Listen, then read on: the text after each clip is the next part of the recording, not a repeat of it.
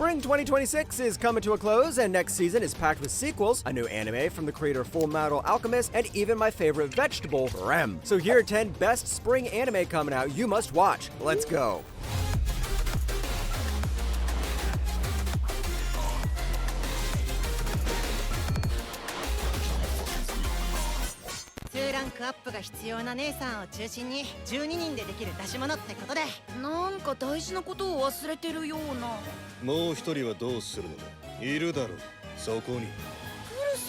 Hey, Iruma-kun is coming back! And who's happy to see everyone's favorite demon? This season drops Iruma and the Misfit class straight into the crazy Heartbreaker exam, where teachers chase students around a giant empty school just to pop their heart balloons and block them from ranking up. Iruma teams up with first years like Chima and Sylvia and shows off the archery skills he practiced forever with Bachiko. And a new secret 13th classmate appears out of nowhere too.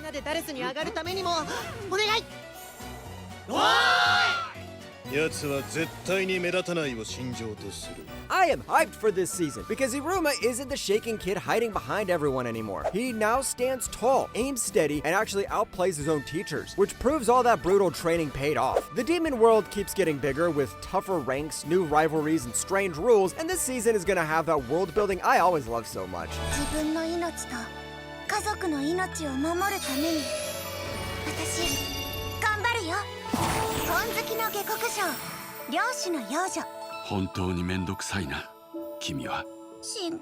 Man, this season is bringing in all the hidden classics and I am up for it. Mine totally says goodbye to her old commoner life and gets adopted by the Archduke Sylvestra of Ehrenfest, officially becoming Rosemane. That instantly throws her into the strict noble world. She moves to the noble district and has to survive good old brutal etiquette lessons and intense magic training, all while serving as the High Bishop.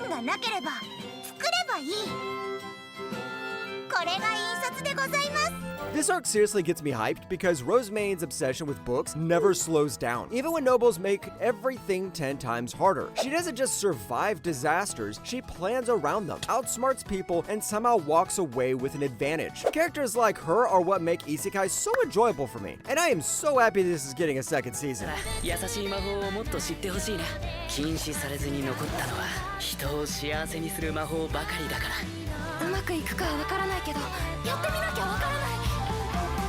Coco starts as a normal girl who just wants to use magic, but in her world, you can only cast spells by drawing detailed glyphs with special ink and tools, and regular people aren't allowed to even know magic exists. When a banned spell goes wrong and turns her mom into stone straight in front of her, Coco gets taken in by the witch Quifri and starts training as his hidden atelier. Man, the visuals here are so beautiful, and just looking at it. But more than anything, the magic system seems like something I'm going to really enjoy. The art is also packed with tiny details from fancy spell circles to giant city views, and it makes the world feel huge and thought out. It reminds me of Dungeon Meshi with all the rules, secret workshops, and problems hiding under the surface. Besides, it's always nice to see new anime between all these returning shows with big names.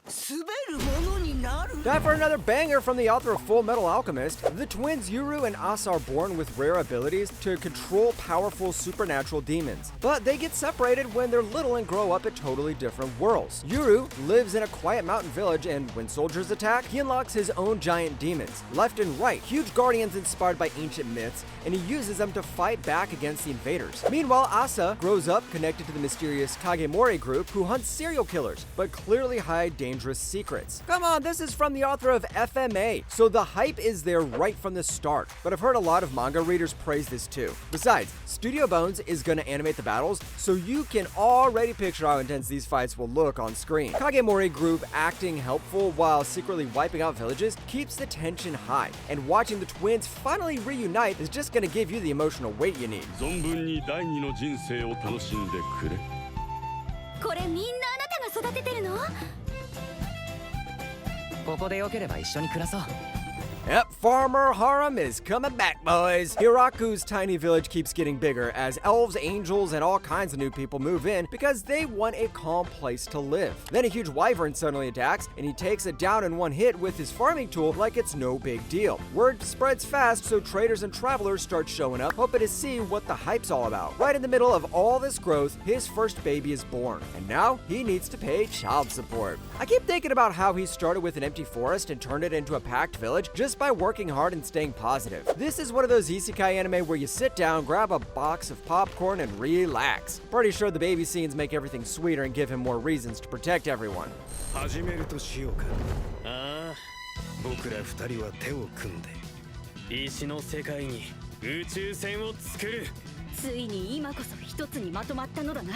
Strap in, because we're going to the moon! And this is while humanity is still in the Stone Age. Senku and the whole kingdom of science finally aim for the moon to face Wyman, the mystery behind everyone turning to stone. To go to the moon, they build a working rocket from scratch using all the gadgets and discoveries they made before. The trip is rough, with zero gravity messing things up and space throwing danger at them non-stop. Going to this final part has me ridiculously excited, because the moon mission is packed with crazy inventions and answers we have been waiting on forever. If someone told me a guy from the Stone Age is going to the moon, I'm gonna roll on the floor laughing. But it's Senku, and this guy can think of anything. Learning who Wyman is and how everything links back to the first petrification makes the whole journey feel complete. And I really, really hope this is gonna have a great ending. 右も左もわからないですから、信頼のおける人をパートナーにしたいですね。貸しとか借りとか作るのが嫌だから、後腐れのない関係を結びたいの。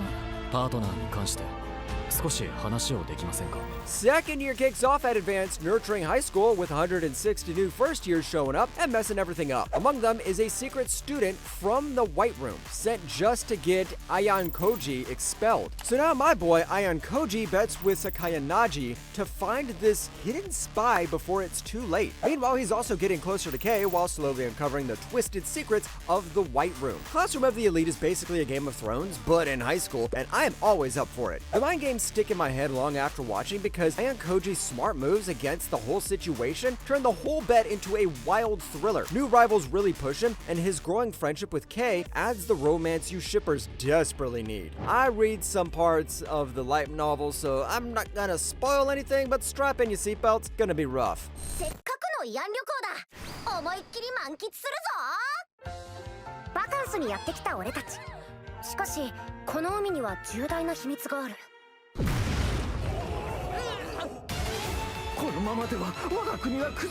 Next is our good old Slime Lord coming back. Right after the huge festival ends, Rimuru jumps back into his goal of making humans and monsters actually get along, but big threats pop up fast. Granbel Rosso, once the hero of Silt Rosso, and his greedy granddaughter Mirabelle see Rimuru and Tempest as huge problems. They start planning serious attacks to mess up the Jura Tempest Federation. Now my slime boy Rimuru needs to use both his brains and brawn to handle this situation. Getting back into this massive season is seriously exciting because this 60-episode run means non-stop battles and huge moments like Rimuru vs. Mirabelle. Seeing Tempest becoming a true example of species getting along is awesome. But the Rosso family plots gives this season a much nicer political subplot. And hey, nothing beats watching Rimuru pal scale his way up to the top.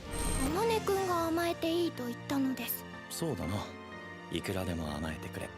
それだと私がダメ人間にされてしまうのですけど。俺がダメ人間にされてるんだから。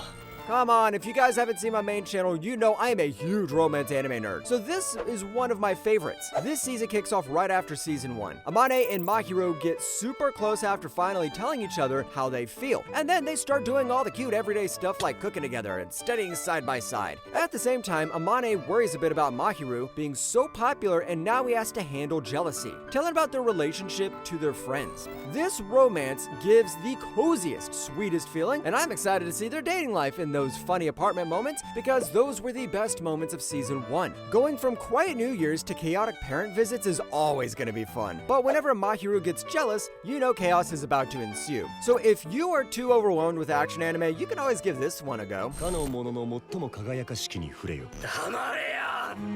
つまりここにある本は死者の書か。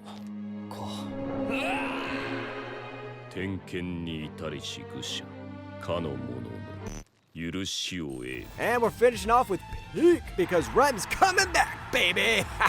Hell yeah! And how long has it been? 10 years at least? This time, Subaru and his friends head to the huge Pleiades watchtower out in the scary desert, facing fierce guardians like the giant scorpion Shaula. This arc goes all out, with memory losses that erase important stuff, endless death loops that make Subaru redo painful moments, and trust tests that shake up friendships when fighting deadly sins. Come on, I don't even have to explain about ReZero. This anime has the perfect time loop, perfect mystery elements, and the perfect cast of characters that include Rem. Rem's the best girl, and that's a fact. This part also hits peak levels because the tower puzzles and non-stop death loops push Subaru harder than before, and the crazy twists make it impossible to stop watching. A lot of fans say this is the best part of the show, and man am I hyped! So grab your popcorn and get ready to suffer!